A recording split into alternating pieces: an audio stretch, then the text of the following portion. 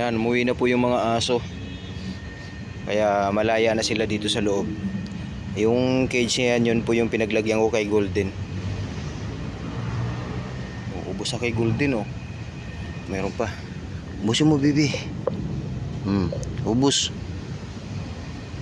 Mabuti na lang si Golden kahit may sipon, kumakain siya. Tuloy-tuloy yung gamot niya tsaka vitamins. Oras boy. Ubusin mo to. Oh.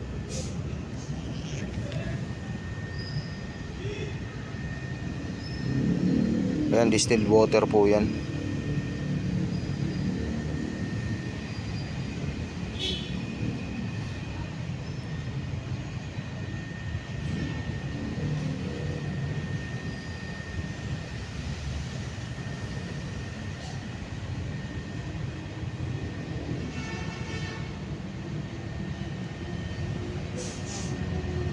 Bilis.